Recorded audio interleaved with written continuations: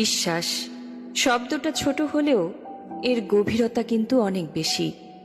একজন মানুষ যখন কাউকে বিশ্বাস করে তখন সে শুধু কিছু কথা বিশ্বাস করে না, সে নিজের মনটা তুলে দেয় তারই হাতে।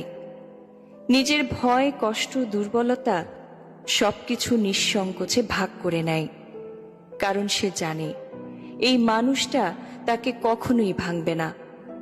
কিন্তু সবচেয়ে ভয়ঙ্কর ব্যাপার হলো বিশ্বাস ভাঙার শব্দ বাহিরে শোনা যায় না, এটা নিঃশব্দে ভেঙে যায় মানুষের ভেতরে। একটা মিথ্যা, একটা লুকানো সত্য কিংবা একটা প্রতারণাই যথেষ্ট পুরো সম্পর্কটাকে দুর্বল করে দেওয়ার জন্য। যে মানুষটা একসময় চোখ বন্ধ করে বিশ্বাস করত, সে ধীরে ধীরে সন্দেহ করতে শেখে। তার হাসির আড়ালে জমে থাকে ভয়। সে আর আগের মতো নিশ্চিন্তে ভালোবাসতে পারে না, কারণ ভাঙা বিশ্বাস ঠিক গ্লাসের মতো, জোড়া লাগলেও ফাটলের দাগ ঠিকই থেকে যায়।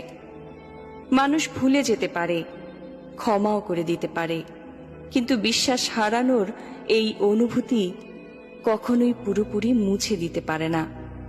কারণ বিশ্বাস একবার ভেঙে গেলে সম্পর্ক বেঁচে থাকলেও অনুভূতিগুলো ধীরে ধীরে মরে যেতে থাকে।